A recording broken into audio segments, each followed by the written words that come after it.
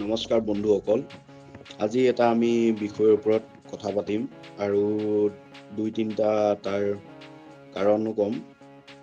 আপুনি যদি হঠাৎ গ্ৰেপ্তাৰ হয় তেনেহ'লে আপুনি কি কৰিব? আজি আমি এইটোৰ ওপৰতে কথা পাতিম। এক নম্বৰ কাৰণটো হ'ল বিনা ৱাৰেণ্ট অথবা নটিচ নিদি পুলিচে কেতিয়াও আপোনাক গ্ৰেপ্তাৰ কৰিব নোৱাৰে।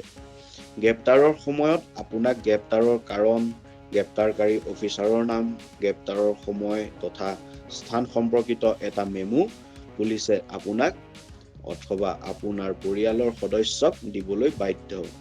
এই বস্তুটো আপুনিও বিচাৰিব, কাৰণ ই কেছৰ ক্ষেত্ৰত বহুত গুৰুত্ব দিয়ে।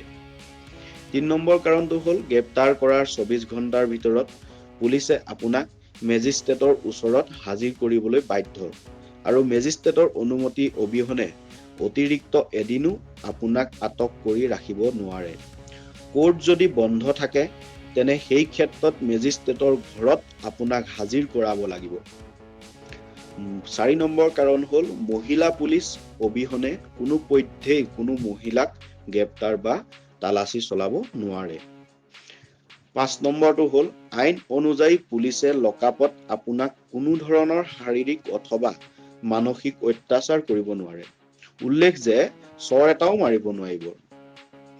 এতিয়া জানি লওক কেনেকৈ পুলিচে আপোনাক অসুবিধা দিব পাৰে আৰু এই ক্ষেত্ৰত কি কৰিব।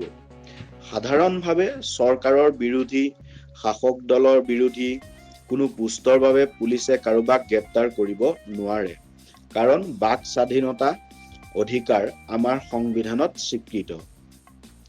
কিন্তু পুলিচৰ মামলা ৰুজু কৰাৰ বেলেগ ধাৰাত আপুনি পুলিচৰ আইনী চিকাৰ হ'ব পাৰে যদি আপুনি আপোনাৰ ফেচবুক পোষ্টত অশ্লীল কোনো শব্দ ব্যৱহাৰ কৰে, ছ'চিয়েল মিডিয়াত কোনো অশ্লীল শব্দ ব্যৱহাৰ কৰে, ভিত্তিহীন গুৰুত্বৰ অভিযোগ কৰে, চৰিত্ৰ হনন কৰে।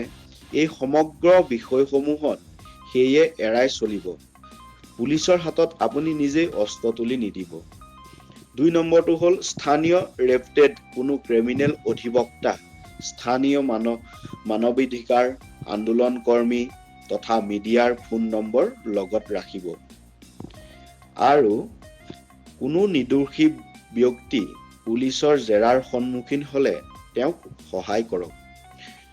আৰু বিনা কাৰণত পুলিচে আপোনাক কেতিয়াও জেৰাও নকৰে বা কেতিয়াও আপোনাক গ্ৰেপ্তাৰ নকৰে। এইটোও সদায় মনত ৰাখিব। আৰু এটা কথা মনত ৰাখিব, যদি আপুনি বেলেগৰ কাষত থিয় নিদিয়ে তেন্তে আপোনাৰ বিপদত কোনেও আপোনাক সহায় নকৰে। যদি ভিডিঅ'টো ভাল পালে শ্বেয়াৰ কৰিব। ধন্যবাদ। জয় হিন্দ।